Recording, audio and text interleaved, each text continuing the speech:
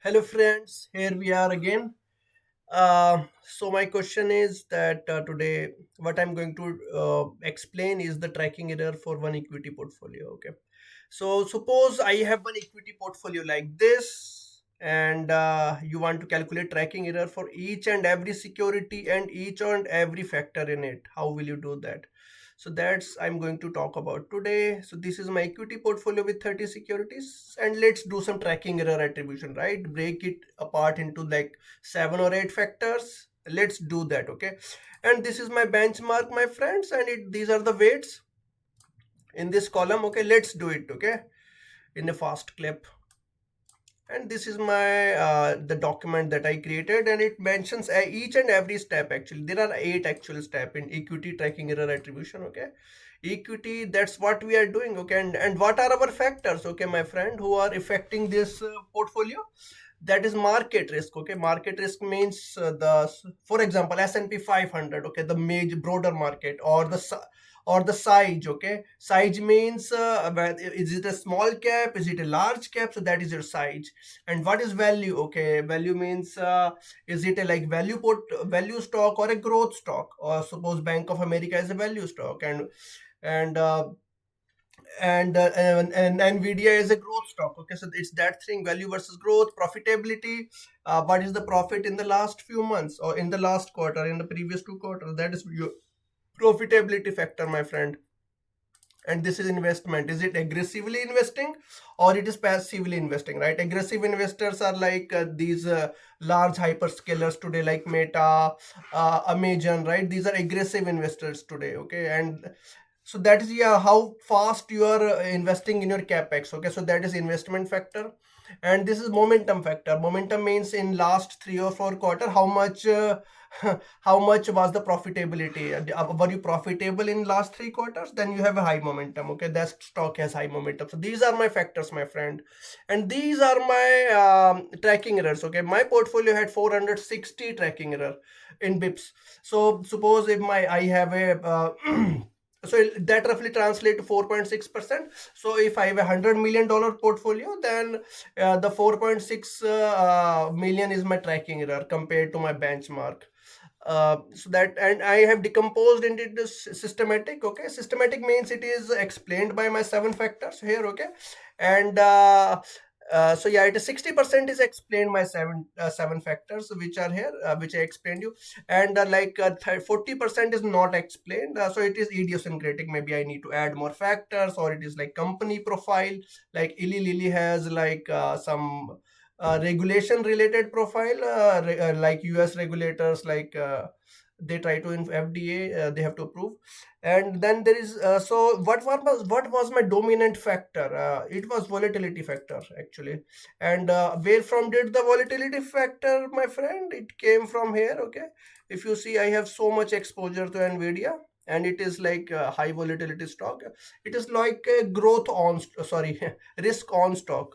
So they activates here 7.6% for Nvidia and Google. So these are active weights, and these are like a risk on stocks. So investors invest in them, and they think that okay, everything is going great.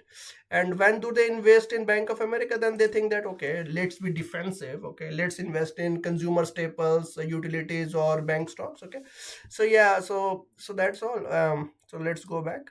And where from did I get my factors, my friend? I got my factors from here.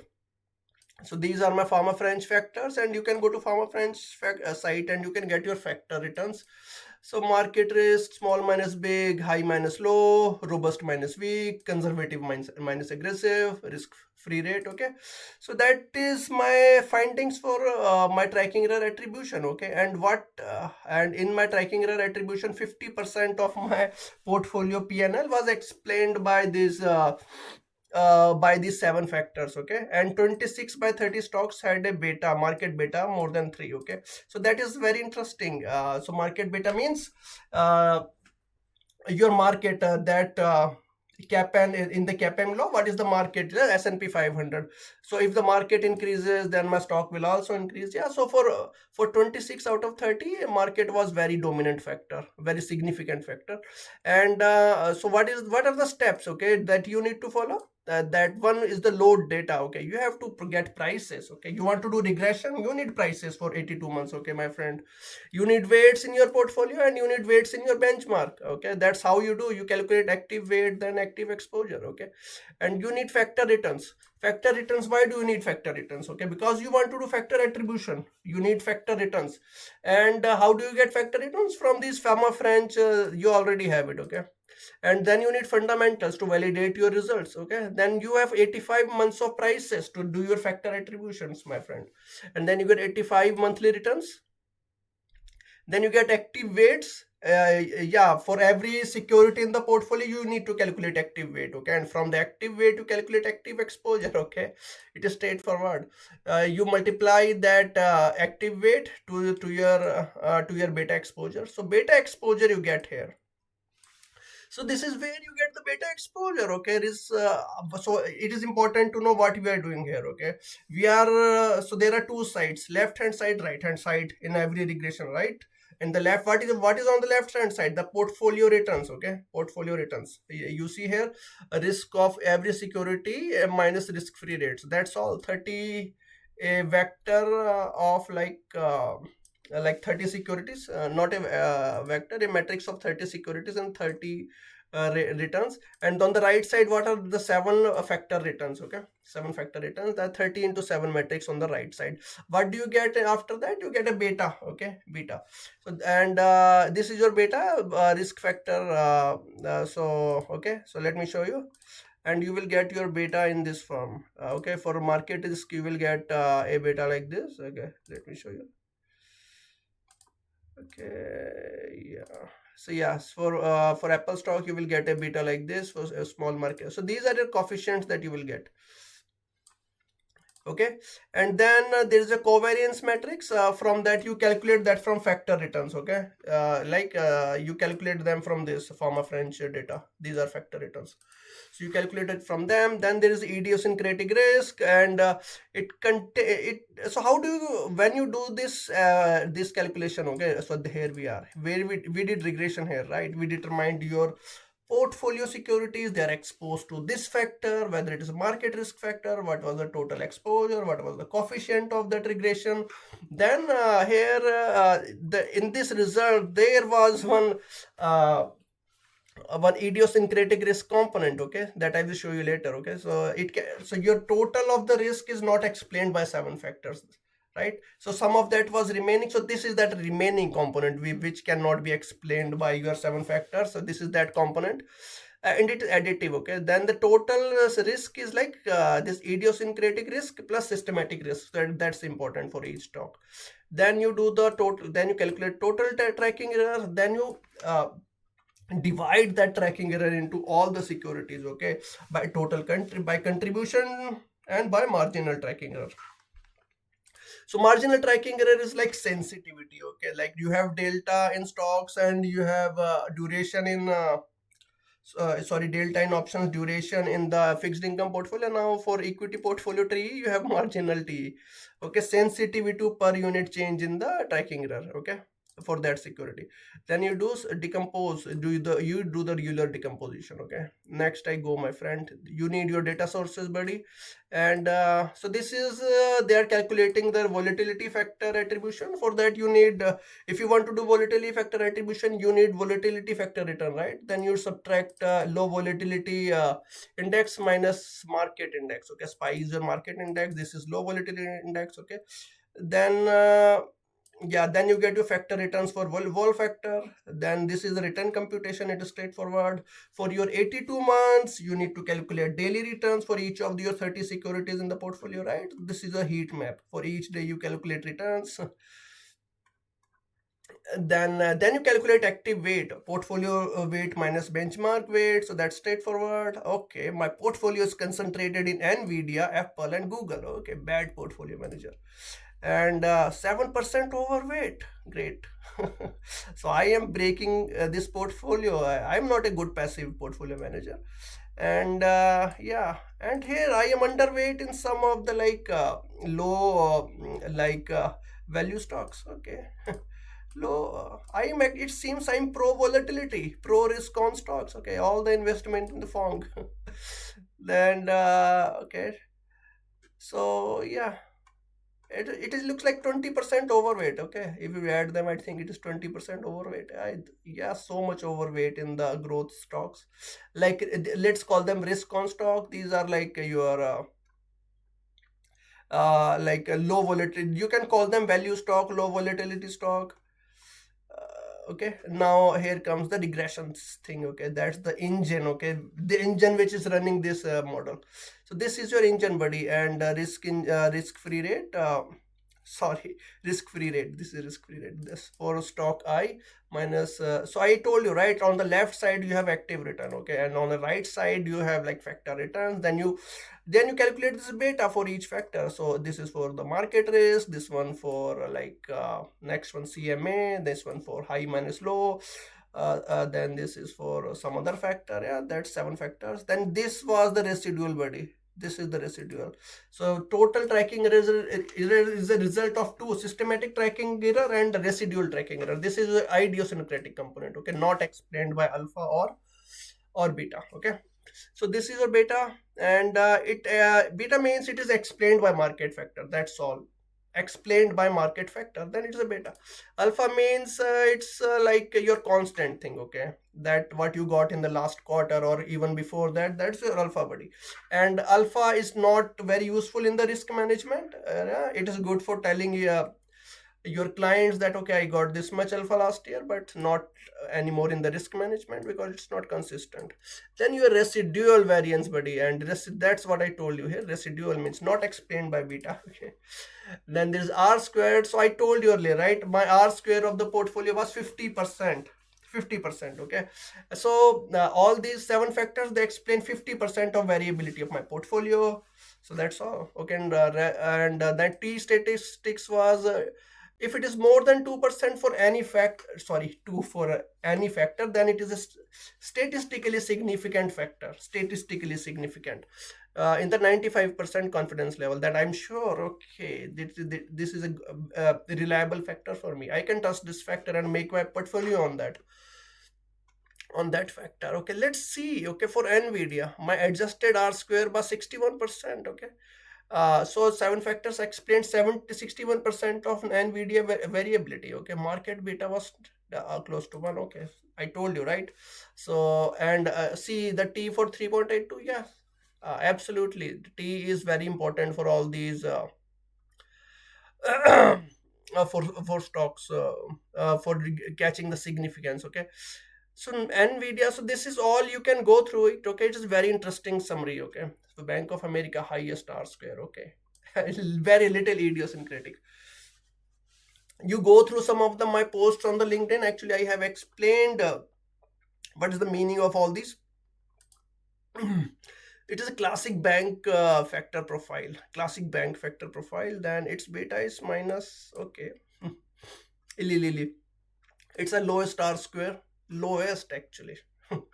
And you can get all these data here. Actually, this is the result of my model. Okay, so I wanted to show you where is my model, buddy. Where is my model? This is my model. Okay, so you will get it in the GitHub. It is in the GitHub. You execute it, you get a data like that. It's just exactly what I'm showing you, and you can go through the results by yourself. So what I wanted to show you, that active exposure is like, so that's why it is just nothing but multiplication of that beta you got and that active weight for securities. Yeah, then you get this active exposure. Okay, then you get marginal contribution. So I wanted to show you something. Okay, the dominant factors in my portfolio, and so vol is very dominant. Okay, C161. Okay, so there are some really risk on stocks there. Okay, and see then, so now this is one important thing, minus 0.25. Okay, I am pro risk on Nvidia, Amazon, Meta. Okay, Google, Microsoft, these are pro risk stock. Okay, if I feel good, okay, market is going to bump next year, it is going to break the roof, then okay, I invest in these stocks. These are not low volatility stocks. Okay, then momentum, I'm negative momentum. Okay, I'm a bad PM. And then conservative, minus aggressive. Okay, I am a little bit conservative in this my portfolio. Okay, But the important thing is on the right side, okay? How small minus big, okay, important. I think this looks like an important factor, small minus big. But I think I have invested in a bigger companies like growth stocks, okay? See the negative here, okay? Also this negative here, okay?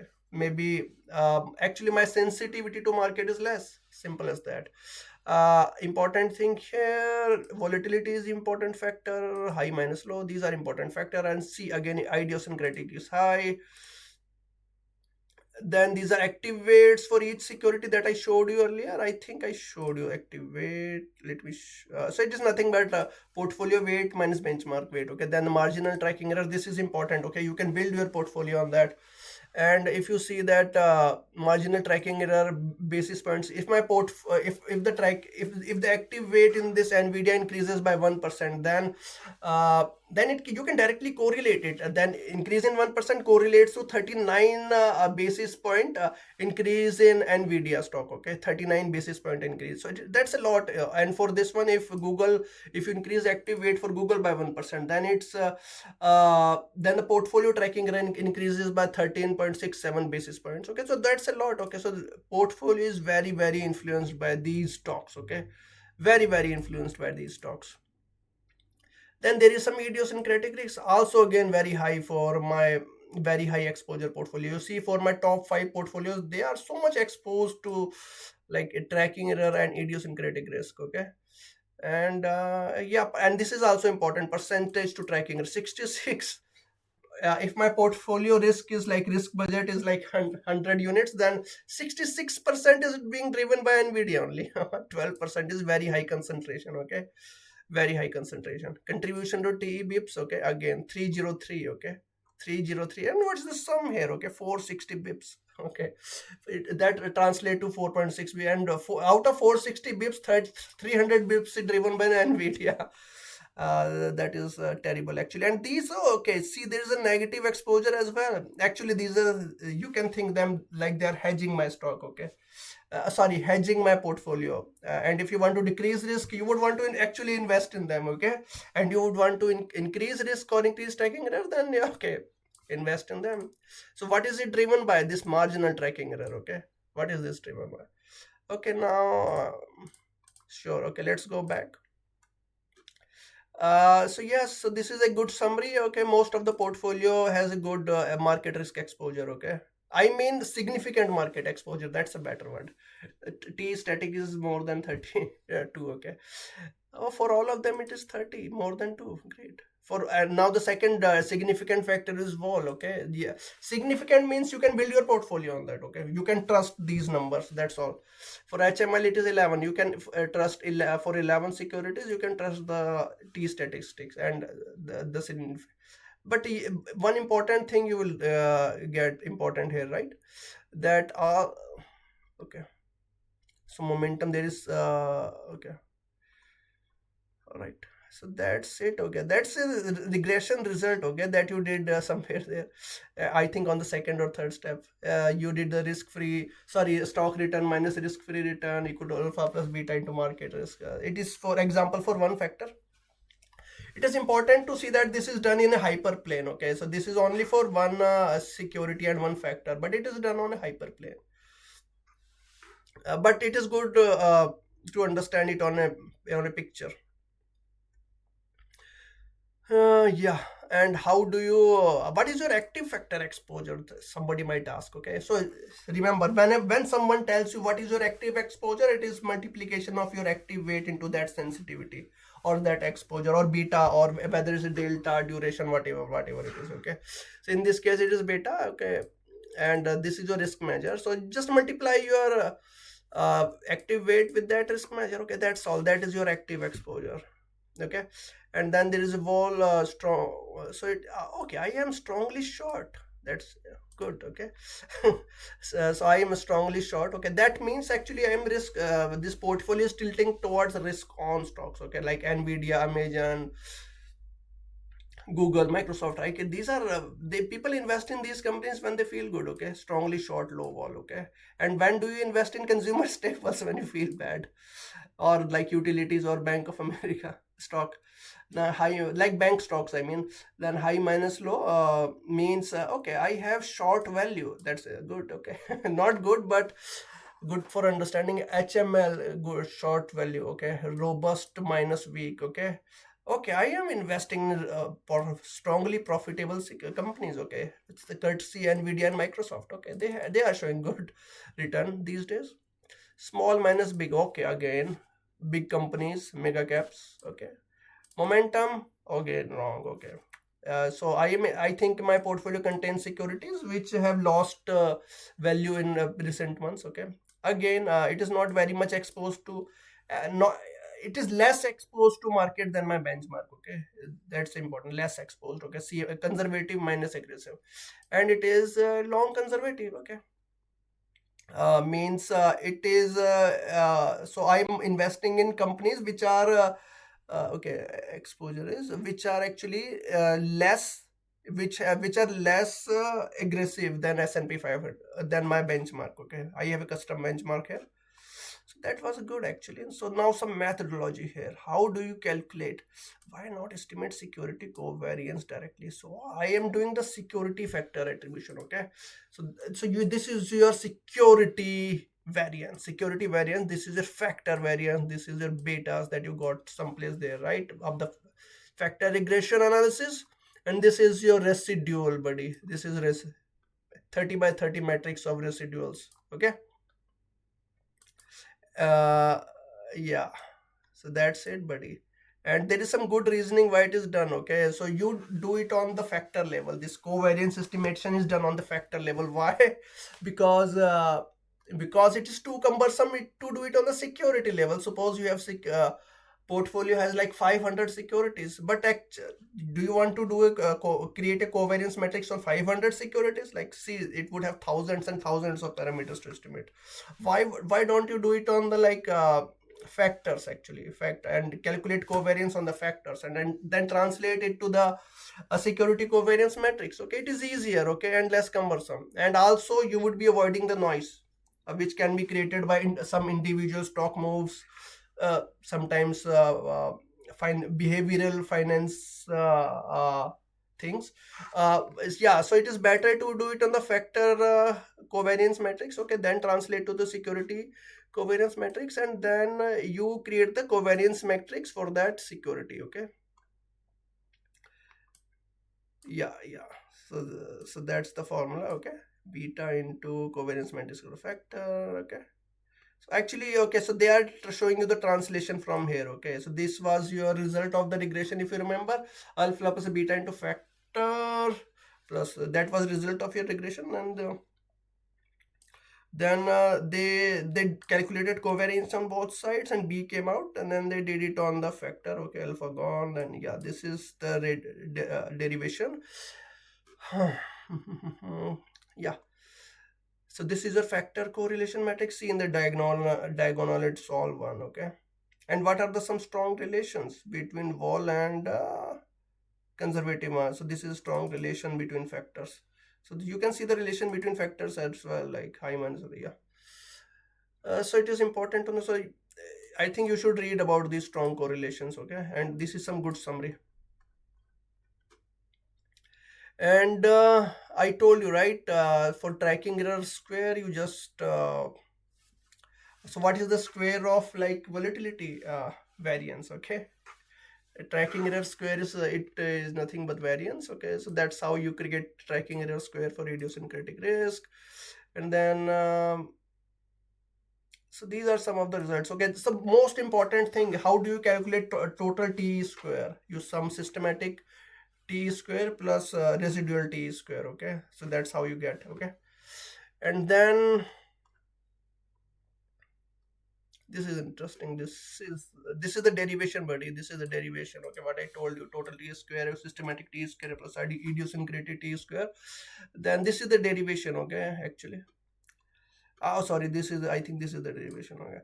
So marginal t equal to so you can go through this actually. Let me go through the main points.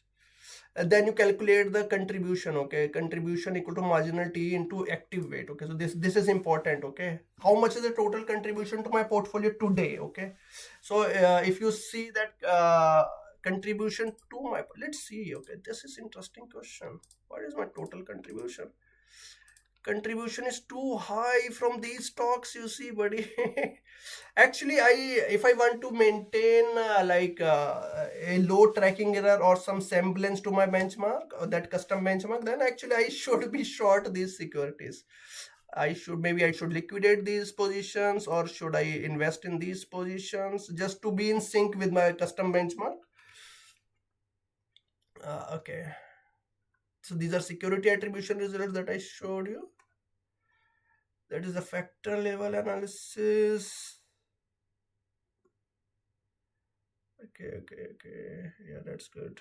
T square. Okay.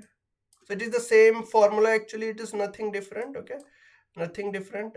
So these are tracking error. These calculations are in the quadratic form, because you see f square. Okay, you multiply these active weights twice, or active weights twice, and that's why it is called quadratic form equation. And then you take the derivative.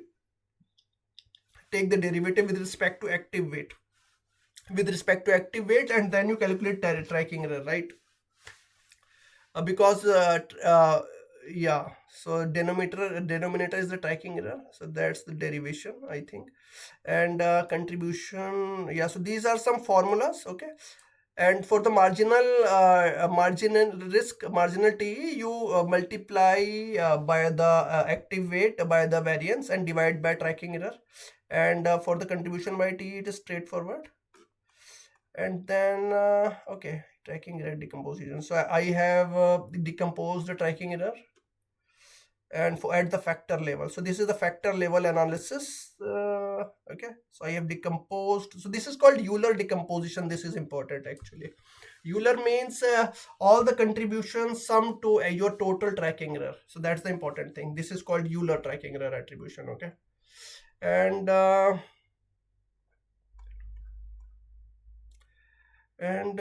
yeah, so this is all I have explained it to you. So this I have explained. So, and I have one GitHub link. So I will post the GitHub link on the LinkedIn. Okay, and yeah, and let me check quickly if I have missed anything. I think I have covered anything. Okay, yeah, thank you everyone, have a great day.